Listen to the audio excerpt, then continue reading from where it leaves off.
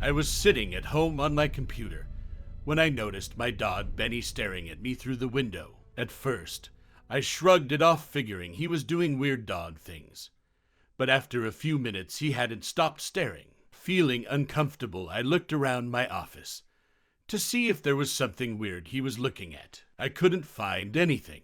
When I looked out the window again, I didn't see him anymore. Concerned, I got up from my desk and headed out the door in the living room into the backyard, only to stumble on the doorway and smash my knee against the patio. I had been having a clumsy week already, but this was the worst by far. As I lay groaning in pain, I saw Benny staring at me from across the yard. "Just let me lay here then," I groaned. I got up and headed inside. After I bandaged my knee, I heard my wife's car roll up, and I headed out ready to tell her about my weird day. Those thoughts were pushed from my mind as she jumped out of her truck and ran towards me. "I got a promotion," she said, pulling me into a hug. "I'm the lab director now. Holy shit, I make pretty decent money training managers for a large restaurant chain, but my wife completely puts me to shame. She does classified quantum physics research for the government. A promotion in that field is huge and meant we would likely be able to retire early. Needless to say, my worries about Benny were temporarily forgotten.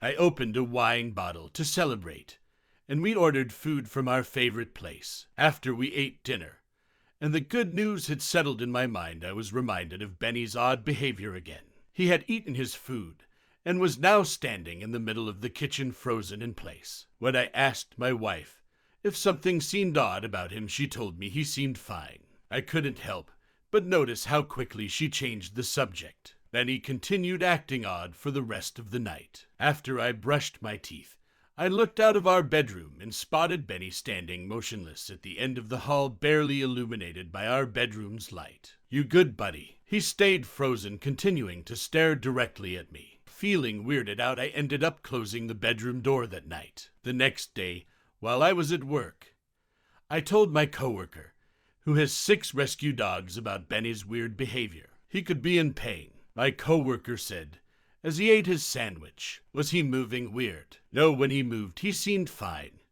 I wonder if he's sick or something." "Well, you said he was eating. Maybe take him to the vet.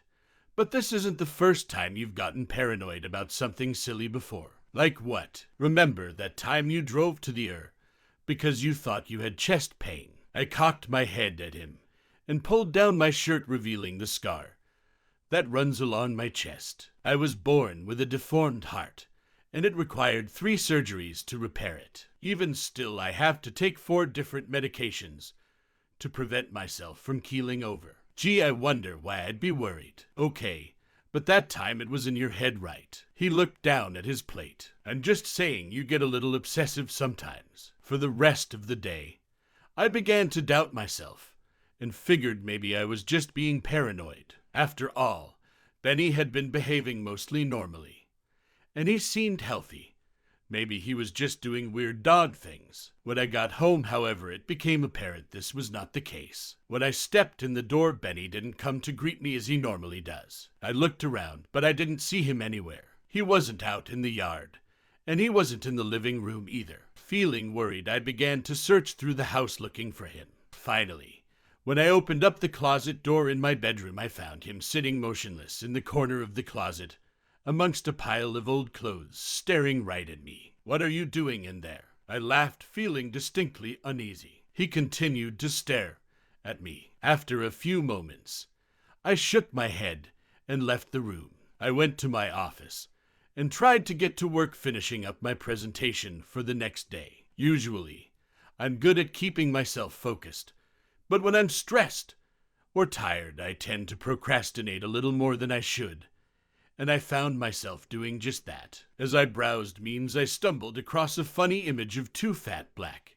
and white cats with the caption, "Last month my cat disappeared. A week ago I found him and brought him home. Today my cat came back. Now I have 2 identical cats." The picture was funny, but a troubling thought popped into my head. Would I know if Benny got replaced? He was a black Dachshund, and those guys are generally pretty hard to tell apart. I laughed the thought aside at first and got back to work. Later that night, as I talked to my wife in the kitchen, I spotted Benny by the oak trees at the edge of our yard sitting motionless. Normally, when he's outside, he runs around or chases the cat and avoids the tree line in general. Now he was just sitting there. See, I'm telling you, there's something up with Benny, I said, pointing out the window. Oh, my wife said, I'll go get him. It's time for his dinner. It was not time for his dinner.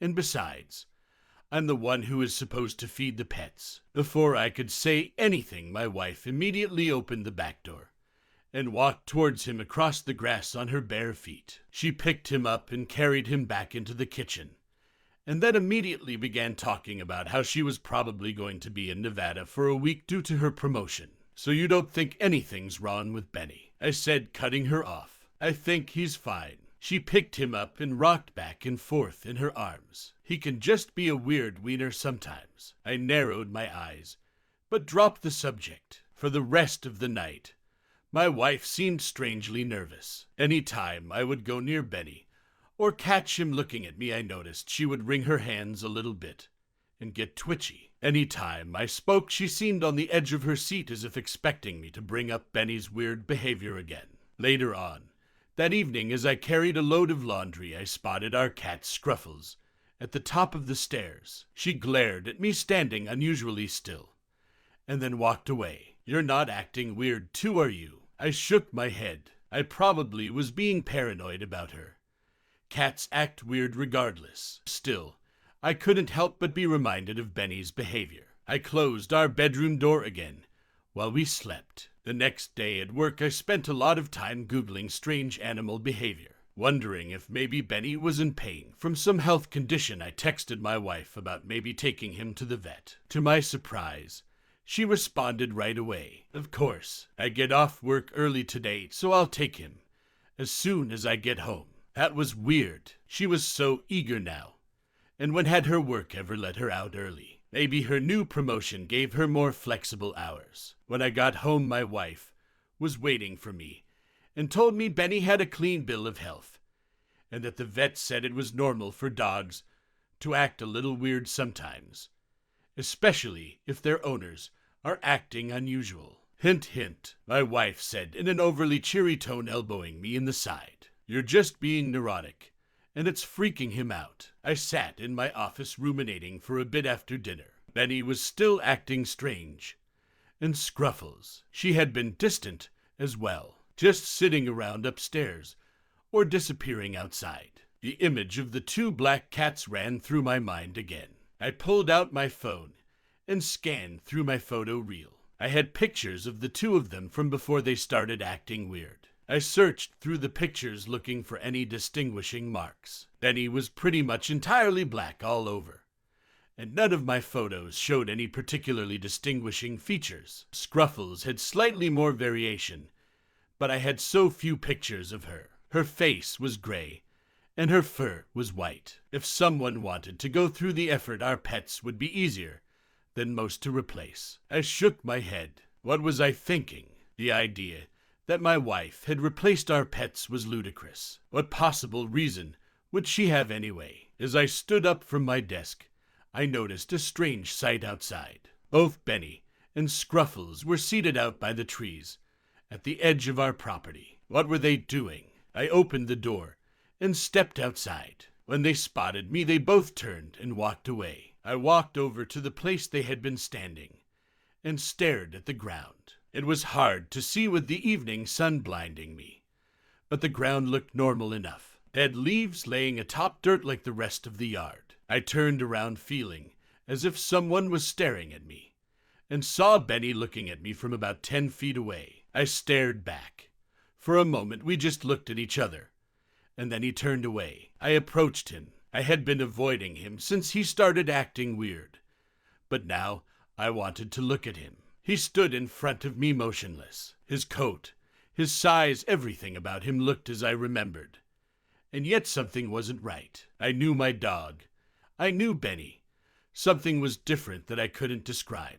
I felt no connection, no familiarity. Benny turned his head and began to growl, staring straight up at me. I rushed back inside and into my office, locked the door, and sat down in my chair feeling sick. What was wrong with him? I pressed my face into my hands. I wasn't considering the idea. He was replaced. I sat for what felt like hours trying to think of what could have happened to be making him act this way. I couldn't stop thinking about the way my wife was acting. Every turn, she seemed to find some way to minimize or avoid talking about the pets. What did she know that I didn't? When the hell had this started anyway? I tried to remember any funny behavior from either of them. Scruffles was always neurotic and shy, so it was harder to notice differences.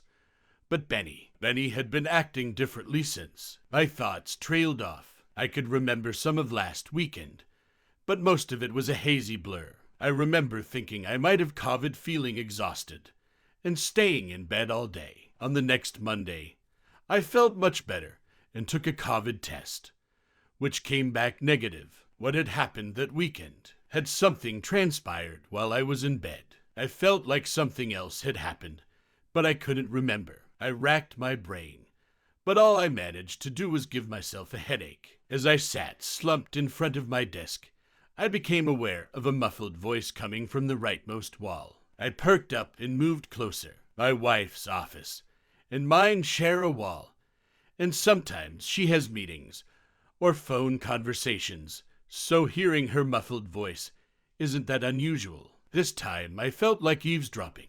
I picked up my empty water glass and pressed it to the wall, listening intently. I told you I don't know. My wife said. There was a pause as someone on the other end spoke. Look, I told you I'm sorry, but it actually fucking worked okay, my wife said forcefully. After another brief pause, she spoke again, softer this time.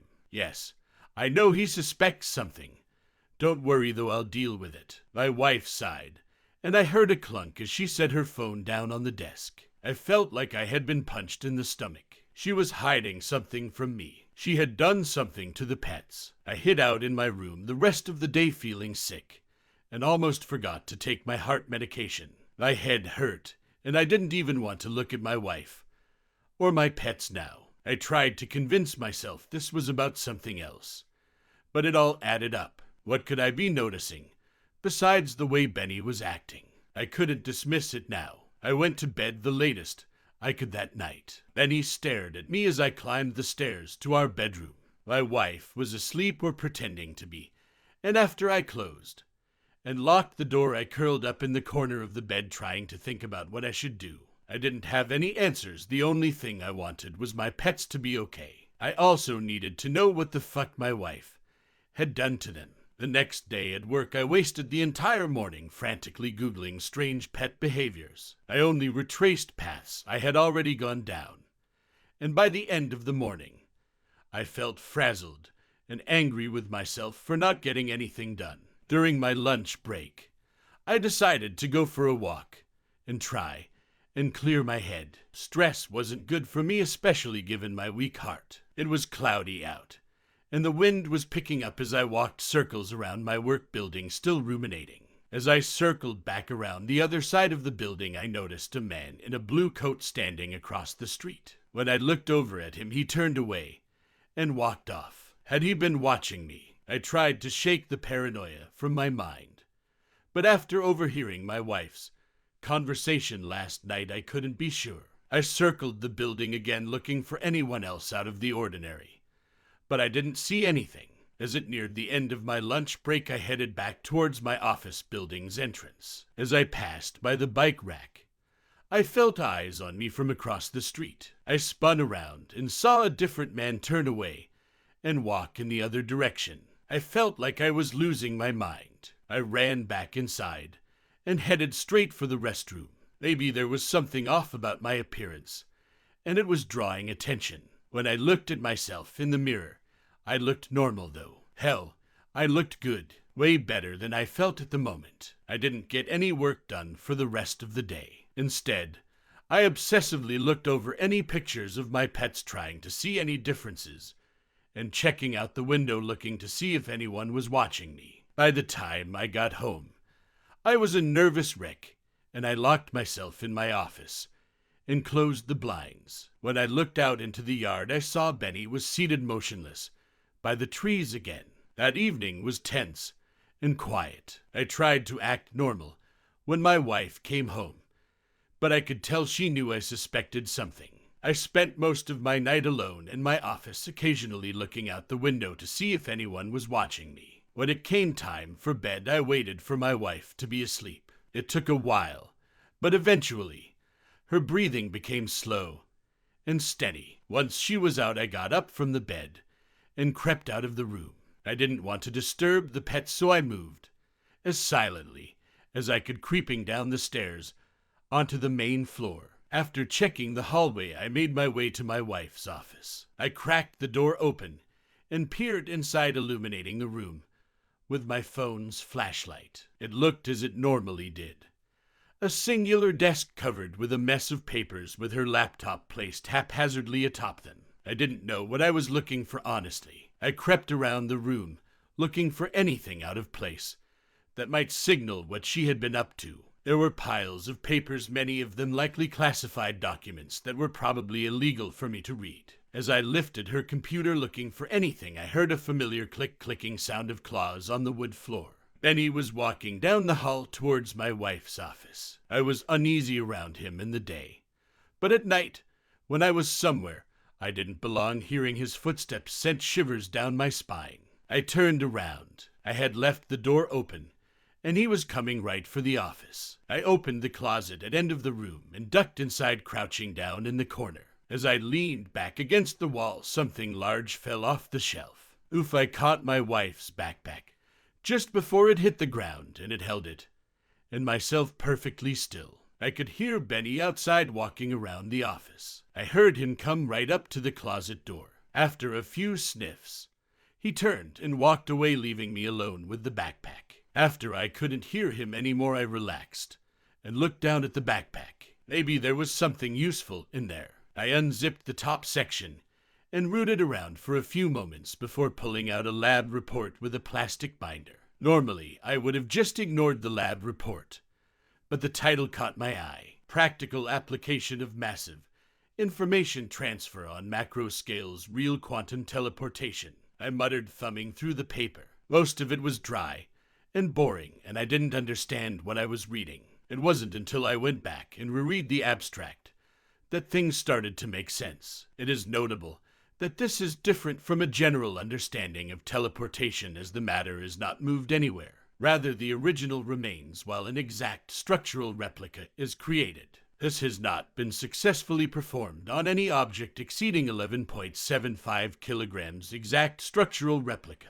I reread the passage. 11.75 kilograms was a little over 20 pounds. Last time we had weighed Benny, he'd been about that weight. It felt like a knife had been run through my gut. I stumbled to my feet and pushed the closet door open, stumbling into the office. If I was understanding things right, this technology created exact copies. What better way to test the efficacy of this kind of technology than on small animals? And what would you do with the originals if you didn't want your husband asking why there were 2 copies of his pets wandering around? I could barely breathe. This couldn't be happening. I ran out of my wife's office and out into the backyard. I had to do this. I had to know. I ran straight towards the strange spot at the end of the property that our pets seemed so interested in. The ground was dark and covered with leaves, so I illuminated it with my phone's flashlight. I could see it now,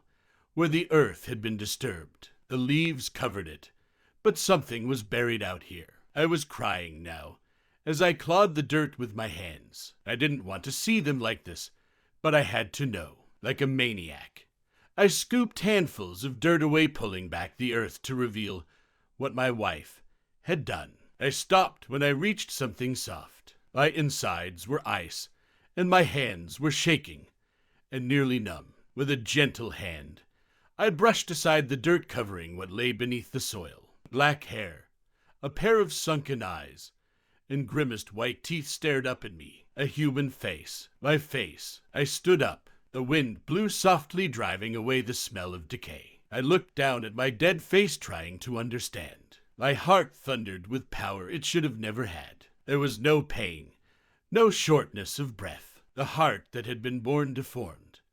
The heart that I had feared every day might fail on me was not the one that beat beneath my chest. With a shaking hand, I touched my chest. The scar that run up the center of my breastplate moved easily beneath my fingers, as if the wound was only ever skin deep. 100 little things about my body that had felt off for the past week suddenly came to the forefront of my attention. The lines on my hands were wrong. The moles were in a different pattern than I had remembered. Even my teeth were in slightly different positions. I dropped to my knees in front of his body. My face stared up unseeing into the night. As I knelt there, I heard the faint crunch of leaves as Benny walked across the yard towards us. The entire time I had felt wrong. So I had projected the feeling onto two creatures who had known something wasn't right and hadn't pretended otherwise. My pets hadn't been replaced. I had. "I'm sorry, buddy," I said as Benny whined and pawed at the ground by Dave's face. "He's gone. I think I understand now. Or at least kind of. The teleportation thing wouldn't have worked on a full human, but it would work on a brain. I think I was a clone of Dave originally, perhaps made for future organ transplantation, or just for experiments. When Dave died of a heart attack, Dave's wife must have teleported his brain structure into mine. I look like him, I have his memories, but I'm not quite him. I don't know who I was before this, and I don't know if it matters. I kinda get the feeling that my wife wasn't supposed to do what she did. So maybe I was a top secret experiment. The implications of the technology and the ethics of human cloning terrify me. But I have Dave's life now, and I'm okay with it. The pets have warmed up to me more as time has gone on. I think they understand he's gone, but I'm here now, and I act just like him. In a way, you could argue I kind of am him, but that doesn't quite feel right to me. My wife clearly wants to hold on to that idea. I haven't let on that I know. Hell, I still take the sugar pills that she replaced my heart medications with. I think the people who she works with have to have figured out I know by now. I've taken up running after work, and now and again I'll catch a strange person staring at me from across the street.